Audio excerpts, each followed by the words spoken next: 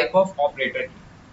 Type of operator क्या होता है, इसे हम कैसे यूज करते हैं और यूज क्यों किया जाता है, हम कंप्लीटली इस टाइप ऑफ ऑपरेटर के बारे में अब सीखने वाले हैं। टाइप ऑफ ऑपरेटर, जैसे कि आपको नाम से ही जाहिर है कि टाइप ऑफ एक ऑपरेटर है जो कि ऑपरेटर्स की कैटेगरी में आता है। लेकिन इससे पहले जो हमने जावास्क्रिप्ट के ऑपरेटर्स पढ़े हैं वो हमने बेसिक ऑपरेटर्स पढ़े थे, ठीक है। उन ऑपरेटर्स का यूज करके हम मैथमेटिकल ऑपरेशंस को बना पाते थे, जिसमें से सिर्फ एक एडिशन ऑपरेटर होता था जिसका यूज हम दूसरे डाटा टाइप यानी कि स्ट्रिंग और बूलियन के साथ भी कर सकते थे। और उसका नतीजा हमने ये देखा था कि उसके नतीजे में दोनों डाटा जो है, अगर मैं किसी को न्यूमेरिक को किसी स्ट्रिंग के साथ मिलाता हूँ तो न्यूमेरिक डाटा स्ट्रिंग में कन्वर्ट होकर एक स्ट्रिंग रिप्लाई करता है। बहरहाल यहाँ पर हम सीख रहे हैं type of operator. Type of operator एक फंक्शन ऑपरेटर है, यानी ये ऑपरेटर्स की कैटेगरी में है लेकिन एक फंक्शन ऑपरेटर है जिसका बिहेवियर एक फंक्शन की तरह होता है। टाइप ऑफ ऑपरेटर का यूज हम क्यों करते हैं और इसका यूज हम कैसे करते हैं, अब इस बारे में हम देखेंगे। देखिए, टाइप ऑफ ऑपरेटर का काम सिंपल ये होता है कि कोई भी डाटा है वो किस टाइप का है ये मालूम करने के लिए, चाहे वो डाटा इंडिविजुअली रखा हुआ हो तो भी आप उसकी टाइप मालूम कर सकते हो, चाहे वो डाटा किसी वेरिएबल में स्टोर हो तो भी आप उसकी टाइप मालूम कर सकते हो। अब इन दोनों बातों को मैं एज अ प्रैक्टिकल आपको यहाँ पे करके दिखाता हूँ। तो यहाँ पे मैं अपने विजुअल स्टूडियो कोड में आ चुका हूँ और इधर जो मैंने पहला प्रैक्टिकल किया हुआ था मैं उसको यहाँ से रिमूव कर देता हूँ। यहाँ पर मैं सबसे पहले एक वेरिएबल बनाता हूँ। देखिए, मैंने एक वेरिएबल बनाया और उस वेरिएबल का नाम दे दिया डाटा टाइप। आप कोई भी नाम दे सकते हो, वेरिएबल के जो नेमिंग रूल होते हैं उनको फॉलो करके। डेटा टाइप के अंदर अब मान लो यहाँ पर मैं कोई न्यूमेरिक डेटा लिखता हूँ, जैसे मैंने लिखा 45। अब मुझे मालूम करना है कि ये जो डाटा है किस टाइप का है। तो जावास्क्रिप्ट ने मुझे एक ऑपरेटर दिया हुआ है किसी भी इंडिविजुअली डेटा को देखने के लिए कि उसकी टाइप क्या है। तो मैं यहाँ पे लिख सकता हूँ जस्ट टाइप ऑफ, और टाइप ऑफ के बाद जो भी ये डाटा, टाइप ऑफ के बाद आप जो भी डाटा लिखोगे उस डाटा का क्या टाइप है वो रिटर्न होगा। अब जाहिरी बात है ये रिटर्न होगा, तो इसको स्टोर करने के लिए मैंने एक वेरिएबल बनाया है जिसका नाम दिया है डाटा टाइप, और बाद में मैं सिंपली अपने वेब पेज पर इसको प्रिंट करवा लूंगा। तो वेब पेज पे प्रिंट करवाने के लिए हमारे पास एक कमांड होती है document.write, और उसके अंदर मेरे पास जो अवेलेबल वेरिएबल है उसको मैं कर दूंगा पास, ठीक है। अब आप देखो, मैं यहाँ पे अपने वेब पेज पे आता हूँ और पेज को मैं यहाँ से रिफ्रेश करता हूँ, और रिफ्रेश करने के बाद आप आंसर देखोगे क्या लिखा हुआ है, नंबर। यानी कि क्या हुआ कि ये वाला जो आपके पास डाटा है इसका टाइप क्या है, नंबर। इसी को मैं अगर स्ट्रिंग बना देता हूँ, ये देखिए मैंने यहाँ से इसको स्ट्रिंग बना दिया। अब जो हमारे पास निकल करके आएगी वैल्यू वो एक नंबर ना होकर के एक स्ट्रिंग आएगी। देखिए, ये देखिए स्ट्रिंग आ गई। इसी तरीके से मैं अगर ट्रू एंड फॉल्स, हमें पता है, मैंने इससे प्रीवियस टॉपिक में आपको बताया था डाटा टाइप्स कितने तरीके के होते हैं। तो एक बूलियन डाटा टाइप भी होता है, और बूलियन डाटा टाइप का यूज हम कहाँ करते हैं, कंडीशंस में करते हैं, या इसका एक्चुअली यूज कंडीशंस में होता है, ठीक है। बेसिकली हम आगे देखेंगे कंडीशंस कैसे बनाई जाती हैं। तो कंडीशंस के आंसर्स आते हैं जो कि ट्रू एंड फॉल्स में आते हैं। तो दो ही बूलियन टाइप का डेटा होता है, तो ट्रू होता है या तो फॉल्स। यहाँ पे मैं आपको ट्रू की एग्जाम्पल करके दिखाता हूँ, जैसे कि मैंने यहाँ पे लिखा जस्ट ट्रू। तो अब ये डेटा किस टाइप का है, तो अब आप देखना मेरे पास क्या रिटर्न होकर के आएगा, बूलियन। तो अगर आप ये मालूम करना चाहते हो कि डाटा किस टाइप का है तो सिंपली आप टाइप ऑफ ऑपरेटर का यूज करके उस डाटा को मालूम कर सकते हो। तो एक तो कंडीशन हो गई ये। दूसरी कंडीशन ये हो गई कि अगर कोई डाटा आपने किसी वेरिएबल में स्टोर करवाया है, फॉर एग्जांपल यहाँ पे मेरे पास एक डेटा टाइप नाम का वेरिएबल है जो कि मैंने बनाया है, और इसमें मैंने एक स्ट्रिंग पास कर दिया। और अब मैं ये चाहता हूँ, ये देखना चाहता हूँ कि डाटा टाइप में अवेलेबल वैल्यू या डाटा किस टाइप का है। तो सिंपली मैं क्या रखूंगा इसके साथ भी, टाइप ऑफ, और टाइप ऑफ के बाद मैंने क्या लिखा है, एक वेरिएबल का नेम। यानी कि अब की बार मैं मालूम करना चाहता हूँ कि वेरिएबल में स्टोर डाटा किस टाइप का है। तो अब आप देखना अभी भी हमारे पास स्ट्रिंग रिटर्न होकर के आ जाएगा, ये देखिए, ठीक है। तो सिंपली अगर आपने किसी डाटा के साथ लगा रहे हो तो वो डाटा किस टाइप का है, और अगर कोई डाटा किसी वेरिएबल में स्टोर है तो उस वेरिएबल में डाटा किस टाइप का है, इसी चीज को चेक करने के लिए हम टाइप ऑफ ऑपरेटर का यूज करते हैं। और यहाँ पर हमने डिफरेंट टाइप ऑफ डाटा को चेक करके देखा कि उनकी क्या क्या अलग अलग टाइप्स थी। इसके बाद मैं आपको एक बात बताऊं, एक बेसिकली जब भी हम जावास्क्रिप्ट के अंदर कोडिंग लिखते हैं तो अभी तक मैंने आपको बताया कि हम अपने वेरिएबल्स को कैसे यूज करते हैं। कभी कभी ऐसा सिनेरियो होता है कि अभी जैसे ये अगर मुझे एक स्ट्रिंग है जो कि मेरे इस वेरिएबल में रखा हुआ है और इस वेरिएबल के साथ मुझे एक और स्ट्रिंग यूज करना है, जैसे कि मैं अपने वेब पेज के ऊपर प्रिंट करवाना चाहता हूँ welcome to Anurag yoga channel, ठीक है, ये इस तरीके की एक लाइन है, इंग्लिश स्टेटमेंट है जो कि मैं प्रिंट कराना चाहता हूँ। तो मेरे वेरिएबल में क्या है, जस्ट अनुराग टू अवेयर लिखा हुआ है। तो एक तो प्रिंट करवाने का तरीका सिंपल ये है कि मैं यहाँ से डॉक्यूमेंट डॉट राइट में एक स्ट्रिंग लिखूं ऐसे वेलकम टू, और इसके साथ अनुराग टू अवेयर क्योंकि एक वेरिएबल में है तो उस वेरिएबल को मैं अपने स्ट्रिंग के साथ जोड़ दूंगा। तो जोड़ने के लिए हम कौन सा ऑपरेटर यूज करते हैं, प्लस ऑपरेटर यूज करते हैं, और सिंपली मैं यहाँ पे वेरिएबल लिख दूंगा डेटा टाइप, देखिए इस तरीके से, और मैंने यहाँ पे करवा दिया सेव। अब सेव करवाने के बाद आप देखो मेरे पास सिंपली यहाँ पे, तो अब आप देखें welcome to Anurag to aware, ठीक है, इस तरीके से आप जो है प्रिंटिंग करवा सकते हैं। इसी सिंटैक्स को आप एक और तरीके से भी लिख सकते हैं जिसको जावास्क्रिप्ट ने नाम दिया है टेम्पलेट लिटरल का। इसको कैसे यूज किया जाता है, इसका बहुत सिंपल तरीका ये होता है, आप सिर्फ इसका सिंटैक्स नोट कर लो और प्रोफेशनली इसी सिंटैक्स को यूज किया जाता है। अभी तक हम बेसिकली दो स्ट्रिंग को जोड़ने के लिए ये तरीका यूज कर रहे थे, यानी कि जब हमें किसी वेरिएबल में मौजूद डाटा जो कि स्ट्रिंग है उसको एक दूसरे स्ट्रिंग के साथ जोड़ना होता है तब हम प्लस ऑपरेटर का यूज करते हैं। लेकिन अब इस मेथड को, ये ओल्ड मेथड है, तो अब जो है जावास्क्रिप्ट में एक न्यू मेथड जो है वो इंट्रोड्यूस हुआ है, और वो न्यू मेथड क्या है मैं इसी के नीचे आपको एक अगली लाइन करके दिखा देता हूँ। तो यहाँ पे मैं लिख देता हूँ डॉक्यूमेंट डॉट राइट, और डॉक्यूमेंट डॉट राइट लिखने के बाद देखें अगर आपके पास कोई स्ट्रिंग है जो कि आपको किसी वेरिएबल के साथ जोड़ना होता है तो आप क्या करते हो, अपने उस स्ट्रिंग को आप या तो सिंगल कोट में लिखते हो या आप डबल कोट में लिखते हो, जैसे कि मैंने यहाँ पर ऊपर आपको दिखाया, यहाँ पे मैंने डबल कोट यूज किया। लेकिन अब आप जब ये जो न्यू मेथड इंट्रोड्यूस हुआ है जैसे मैं अब बता रहा हूँ, इसके लिए आप सिंगल और डबल कोट नहीं यूज करोगे, आप टाइल का साइन यूज करोगे। आपके पास जो अवेलेबल कीबोर्ड है अगर आप उसके टॉप लेफ्ट कॉर्नर पे देखो तो एक एस्केप का बटन आता है, उस एस्केप के बटन के नीचे एक टाइल का बटन होता है, उसको जैसे ही आप प्रेस करोगे तो इस तरीके का एक सिंबल आपके पास आ जाएगा, ठीक है। इसके बाद आप वो स्ट्रिंग लिखते हो जिस स्ट्रिंग को आप जोड़ना चाहते हो किसी वेरिएबल के साथ। मैं यहाँ पे लिखना चाहता हूँ वेलकम टू आवर चैनल, और इसके बाद मैं लगाता हूँ कर्ली ब्रेसेस, और कर्ली ब्रेसेस में मुझे वो वेरिएबल यूज करना पड़ता है जिस वेरिएबल को मुझे अपने स्ट्रिंग के साथ जोड़ना है। तो सिंपली मैंने यहाँ पर क्या किया, वो वेरिएबल का नाम लिख दिया, और उसके बाद लास्ट में मैं अगेन टाइल का साइन यूज करूंगा और यहाँ पर अपनी जो स्टेटमेंट है उसको मैं ऐसे क्लोज कर दूंगा, और सिंपली क्लोज करने के बाद आप सेव करवाओ। अच्छा, जहां पर आपने कर्ली ब्रेसेस यूज किए हैं और उसके अंदर आपने एक वेरिएबल लिखा है, उससे पहले कर्ली ब्रेसेस से पहले एक डॉलर का साइन भी आएगा। तो ये है आपका एक कंप्लीट सेंटेंस। जो ये डॉलर का साइन होता है ये आपको आपके इस जो कर्ली ब्रेसेस में आपने लिखा होता है उसको एक वेरिएबल डोनेट करवा पाता है।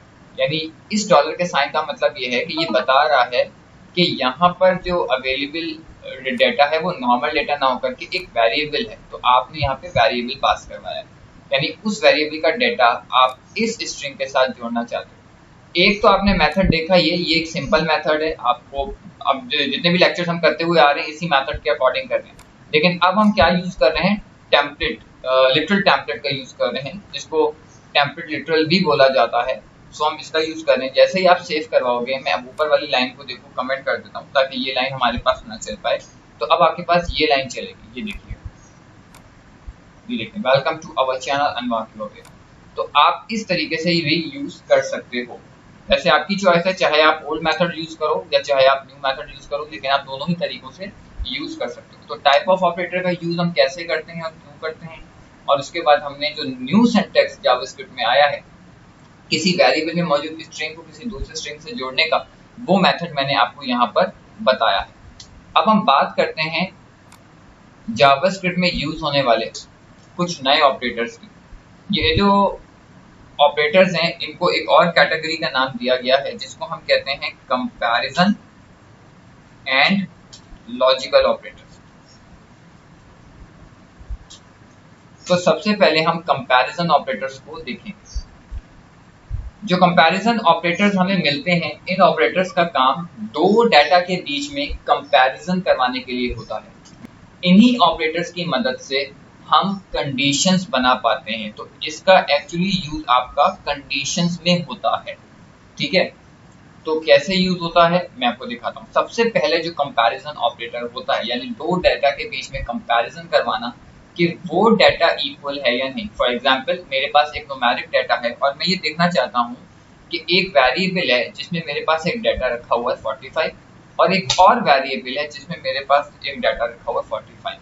तो अगर मैं इस दोनों डाटा के बीच में कंपैरिजन करवाना चाहता हूँ तो सिंपली मैथ्स में एक ऑपरेटर यूज होता है इक्वल टू, ठीक है। अगर हम लिखते हैं x इक्वल टू वाई तो इसका मतलब होता है x में मौजूद डाटा y के इक्वल है या नहीं। लेकिन अगर मैं प्रोग्रामिंग लैंग्वेज में और जावास्क्रिप्ट में किसी भी प्रोग्रामिंग लैंग्वेज की बात करते हैं, इस तरीके से अगर हम x इक्वल टू वाई लिखते हैं तो यहाँ पर मतलब ये नहीं होता कि x बराबर है y के या नहीं, बल्कि यहाँ पर इस इक्वल टू का साइन का मतलब चेंज हो जाता है और ये कह रहा होता है कि y में जो वैल्यू है वो x में डाल दो। तो आपने मीनिंग देखा, चेंज हो गई। तो अगर हमें ये मालूम करना है कि x इक्वल टू वाई है या नहीं, मान लो कि एक वेरिएबल x है उसमें वैल्यू 45 है और एक y वेरिएबल है उसमें वैल्यू 45 है और इन दोनों के बीच में मुझे कंपैरिजन चेक करना है, तो यहाँ पर जावास्क्रिप्ट में इक्वालिटी चेक करने के लिए हमारे पास डबल इक्वल टू का साइन आता है, ठीक है। मैं आपको दिखा देता हूँ, देखिए यहाँ पर मैं आपको प्रैक्टिकल करके दिखाता हूँ। मैं एक वेरिएबल बना लेता हूँ x और x में मैंने एक वैल्यू डाल दी 45 और इसी तरीके से मैंने एक वेरिएबल बनाया y और y में भी मैंने एक वैल्यू डाल दी 50। अगर मैं कुछ इस तरीके से लिखता हूँ, लेकिन अगर मुझे इक्वालिटी चेक करनी है तो मैं सिंपली लिख दूंगा x इक्वल टू वाई।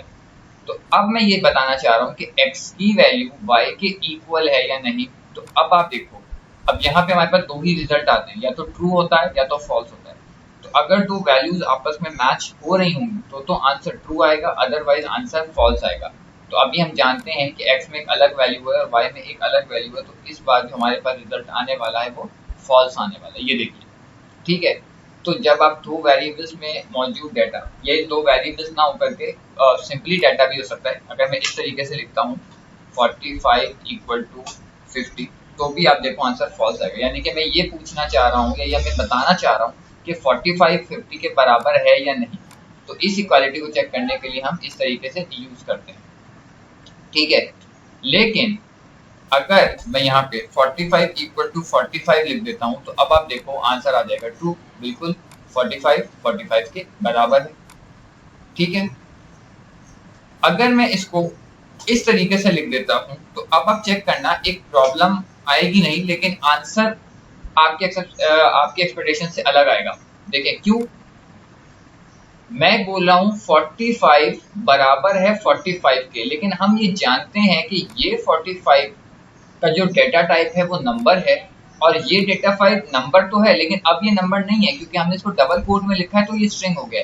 तो जाहिर बात है नंबर और स्ट्रिंग बराबर नहीं हो ही नहीं सकते। तो अब आप यहाँ पे आंसर देखोगे अभी भी आंसर ट्रू ही आएगा। उसकी वजह ये है कि कंपैरिजन ऑपरेटर में जब भी आप चेक करते हो तो वो सिर्फ डाटा को चेक करता है, डाटा की टाइप को नहीं चेक करता। लेकिन अगर आप ये चाहते हो कि डाटा की टाइप भी चेक हो, कि सबसे पहले ये चेक हो कि आप नंबर ही चेक कर रहे हो और टाइप के बाद उनकी वैल्यूज चेक हो, तो उसके लिए हम ट्रिपल इक्वल टू लगाते हैं। तो उसके लिए हम क्या लगाते हैं, ट्रिपल इक्वल टू लगाते हैं, जिसका मतलब ये होता है कि डाटा की सबसे पहले टाइप भी चेक हो और टाइप के बाद उसकी वैल्यू चेक हो। तो सबसे पहले यहाँ पे डाटा की टाइप चेक होती है, तो डाटा की टाइप चेक होगी तो यहाँ पे नंबर होगा और यहाँ पे भी नंबर होगा, तो डायरेक्टली आंसर फॉल्स। वो आगे वैल्यूज को चेक ही नहीं करेगा क्योंकि टाइप ही मिसमैच हो गई है। तो अब की बार जो आंसर आएगा वो आपके पास फॉल्स आएगा, ये देखिए। लेकिन अगर मैं इसको 45 कर देता हूँ, यानी मैंने सेम टाइप कर दिया, तो अब क्या होगा, सबसे पहले टाइप चेक होगा, नंबर बिल्कुल, और देन वैल्यूज चेक होगी, तो वैल्यूज भी 45 तो आंसर आपके पास ट्रू आ जाएगा, ये देखिए, ठीक है। लेकिन अगर मैं यहाँ पे वैल्यूज चेंज कर देता हूँ, जैसे मैं कर देता हूँ 56 45 56, तो अब सबसे पहले डेटा टाइप चेक होगी, डेटा टाइप चेक हुई, नंबर, फिर वैल्यूज चेक होगी 45 एंड 56, तो आंसर फॉल्स। तो यहाँ पे ट्रू आने की कंडीशंस क्या होती है, टाइप भी सेम हो, डेटा भी सेम हो, तभी आंसर ट्रू आएगा। अगर टाइप अलग है, डेटा सेम है, आंसर फॉल्स। टाइप सेम है और डेटा अलग है तो भी आंसर फॉल्स। टाइप और डेटा सेम है तो ही आंसर ट्रू आएगा। तो कब हमें डबल इक्वल टू यूज करना है, कब हमें ट्रिपल इक्वल टू यूज करना है, इसके बारे में मैंने आपको बता दिया। अगर आपको जस्ट डाटा चेक करना है तो आप डबल इक्वल टू लगाओगे, फिर उससे गर्ज नहीं होती कि आपने स्ट्रिंग डाटा पास किया है या आपने न्यूमेरिक डाटा टाइप किया है, उसमें डाटा सिर्फ सेम होना चाहिए बस। लेकिन अगर आप ट्रिपल इक्वल टू का साइन लगाते हो, जो कि कंपैरिजन ही के लिए हम लगाते हैं, तो इसका मतलब होता है कि डाटा की टाइप भी सेम होनी चाहिए डाटा के साथ साथ। क्लियर हो गया। तो यहाँ पे सबसे पहले आपका डाटा चेक होता है, देन आपकी वैल्यू चेक होती है ट्रिपल इक्वल टू में। इक्वल्स टू से ही रिलेटेड इसका अपोजिट होता है नॉट इक्वल टू। उसको हम कैसे लिखते हैं, उसको हम इस तरीके से लिखते हैं, exclamation mark and equal to. Simple ये होता है, अभी आप देखो 45 इज नॉट इक्वल टू 56, बिल्कुल ट्रू है, तो आंसर यहाँ पे हमारे पास ट्रू रिटर्न हो जाएगा। ये देखिए आंसर हमारे पास ट्रू रिटर्न हो गया। अगर मैं लिखता हूँ 45 इज इक्वल टू 45 और मैं ये बोलना चाह रहा हूँ कि 45 इज नॉट इक्वल टू 45, तो यहाँ पर आंसर हो जाएगा आपका फॉल्स, क्योंकि 45 और 45 इक्वल होते हैं। तो यहाँ पर आपके पास क्या हुआ, आंसर फॉल्स आ जाएगा। ये देखिए, इसी तरीके से नॉट इक्वल टू की तरह हमारे पास, अगर इसमें भी आपको पहले टाइप चेक करवानी है कि टाइप सबसे पहले चेक हो और देन डाटा चेक हो, तो उसके लिए हम exclamation mark and double equal to का साइन लगाते हैं, ठीक है। तो इसमें क्या होगा, सबसे पहले टाइप चेक की जाएगी, टाइप भी डिफरेंट हो और डाटा भी डिफरेंट हो। यहाँ पर 45 नंबर डेटा टाइप है और यहाँ पर भी 45 नंबर डेटा टाइप है।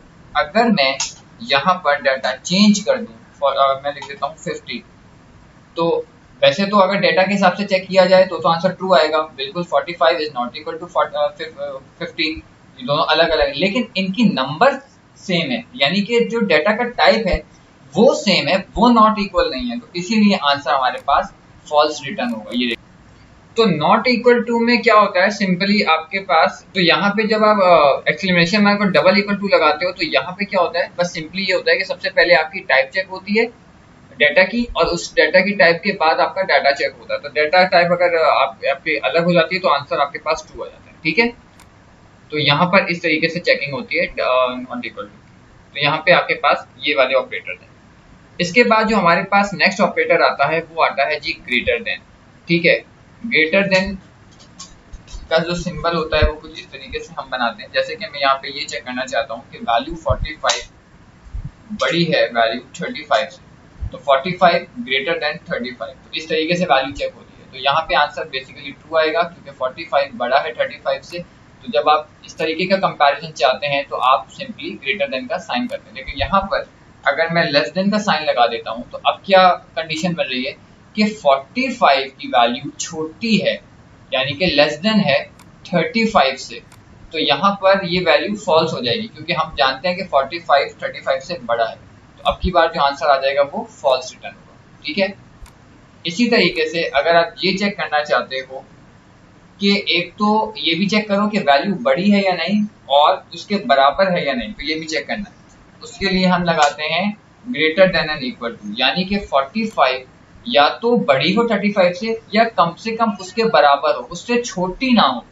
तो ऐसी कंडीशन में आप लगाते हो greater than and equal to. Greater than and equal to का मतलब होता है कि पहले इस वैल्यू को चेक करना कि ये वैल्यू जो कि लेफ्ट हैंड साइड पर है वो राइट हैंड साइड के बराबर होनी चाहिए या उससे बड़ी होनी चाहिए।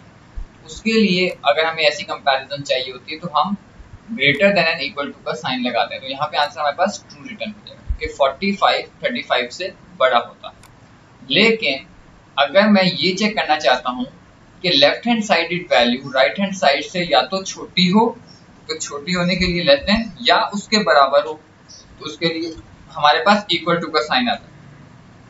Less than and equal to का मतलब होता है ये जो लेफ्ट हैंड साइड पे पड़ी हुई वैल्यू है ये राइट हैंड साइड के या तो उससे छोटी होनी चाहिए या उससे बड़ी होनी चाहिए। तो यहाँ पर देखिए हमारे पास क्लियरली आंसर फॉल्स आ चुका है, ठीक है। लेकिन अगर मैं इसको लेफ्ट हैंड साइड की वैल्यू को 45 के बराबर कर देता हूँ तो 45 एंड इक्वल टू 45, तो हम यही तो चेक कर रहे हैं कि या तो उसके बराबर होनी चाहिए या उससे बड़ी होनी चाहिए। तो अब आंसर ट्रू रिटर्न हो जाएगा, ठीक है।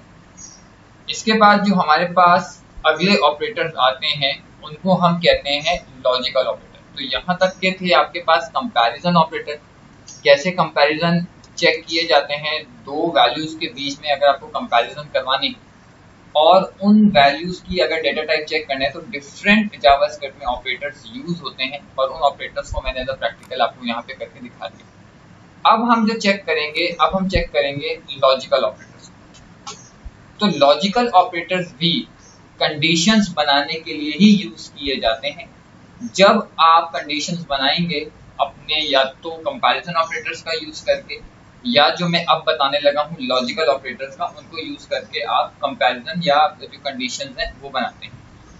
इन ऑपरेटर्स का यूज हम करते हैं मल्टीपल कंडीशंस को चेक करने के लिए। जब हमें एक से ज्यादा कंडीशंस को चेक करना होता है तो उसके लिए ही हम इसको यूज करते हैं। अब मैं इस बात को आपको एज अ प्रैक्टिकल करके दिखाता हूँ। यहाँ पे मैं सिंपली एक स्टेटमेंट लिखता हूँ डॉक्यूमेंट डॉट राइट, यानी कि मैं अपने पेज पर प्रिंट करवाना चाहता हूँ क्या।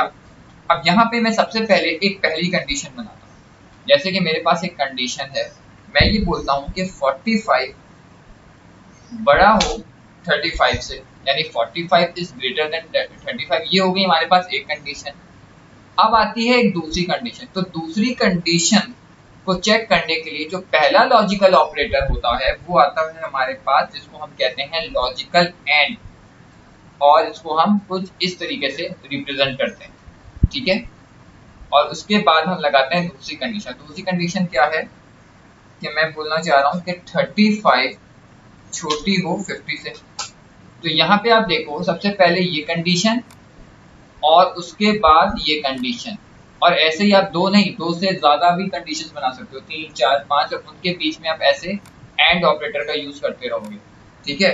तो क्या होगा, सिंपली सबसे पहले पहली कंडीशन चेक होगी उसका आंसर आएगा, फिर सेकंड कंडीशन चेक होगी उसका आंसर आएगा।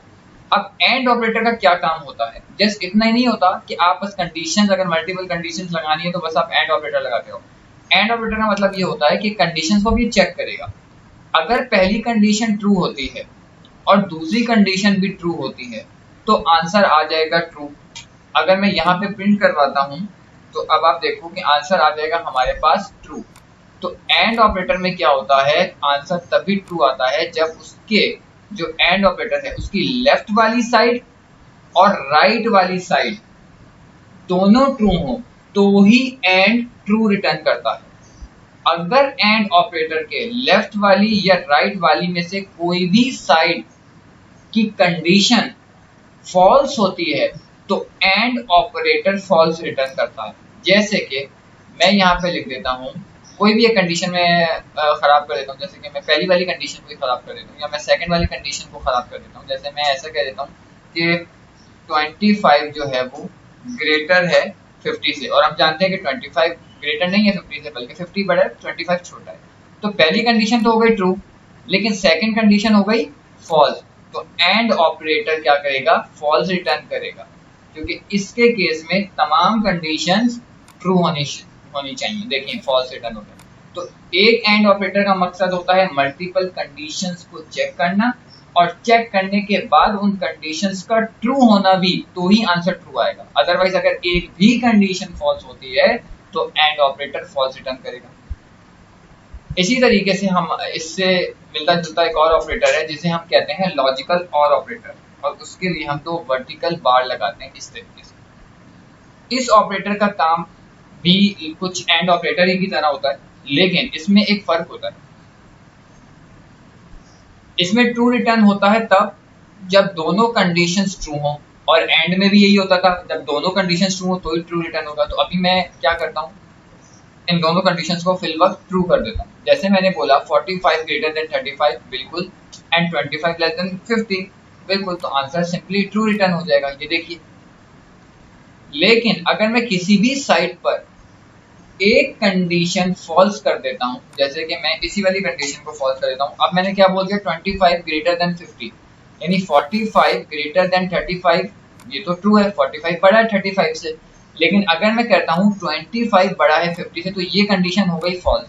अगर मैंने बीच में एंड ऑपरेटर लगाया होता तो आप देख रहे थे कि ऐसी कंडीशन में आंसर फॉल्स रिटर्न होता है, लेकिन और के केस में ऐसा नहीं है, ये अभी भी इसको ट्रू करेगा, ये देखिए। क्यों? क्योंकि और में ये होता है कि चाहे उसके लेफ्ट वाली साइड या राइट वाली साइड अगर ट्रू है तो वो ट्रू ही रिटर्न करेगा, अगर उसकी दोनों कंडीशंस ट्रू हैं तो भी ट्रू रिटर्न करेगा, या दोनों में से कोई एक कंडीशन भी ट्रू है तो भी ट्रू रिटर्न करेगा। और के केस में सारी कंडीशंस फॉल्स होनी जरूरी हैं तो ही वो फॉल्स रिटर्न करेगा। अगर मैं इसको भी फॉल्स कर देता हूं, मैं कहता हूं कि 45 35 से छोटा है और 25 50 से बड़ा है, तो इस कंडीशन में मेरे पास दोनों स्टेटमेंट्स फॉल्स हो गई हैं, तो अब की बार जो रिजल्ट आएगा वो फॉल्स आएगा। तो यूं होता है हमारा जो लॉजिकल और ऑपरेटर है वो इस तरीके से वर्क करता है। तीसरे नंबर पे हमारे पास जो ऑपरेटर होता है वो होता है जी लॉजिकल नॉट ऑपरेटर। वो सिंपली ट्रू को फॉल्स और फॉल्स को ट्रू कर देता है, ठीक है, उसका काम इतना ही होता है। तो उसकी भी मैं आपको एग्जांपल करके दिखा दूं। लॉजिकल नॉट के लिए हम एक्सक्लेमेशन मार्क लगाते हैं कुछ इस तरीके से, और मैं यहाँ पे एक कंडीशन लिखता हूँ, जैसे कि मैं लिख देता हूँ 45 छोटा है 35 से, तो ये कंडीशन फॉल्स है। तो नॉट क्या करेगा, सिंपली उस फॉल्स को ट्रू में रिटर्न कर देगा और आंसर हमारे पास ट्रू रिटर्न हो जाएगा, ये देखिए, ठीक है, ये ऐसे करता है। और अगर मैं ये कर देता हूँ 45 ग्रेटर देन 35, तो अब की बार तो ये आंसर ट्रू है, लेकिन लॉजिकल नॉट क्या करेगा, उस ट्रू को फॉल्स कर देगा, फॉल्स रिटर्न कर देगा, ये देखिए। मैं सेव नहीं कर रहा, तो अब देखें यहाँ पे फॉल्स रिटर्न करेगा, ये देखिए। सो सिंपली ये थे हमारे पास लॉजिकल एंड नॉट ऑपरेटर।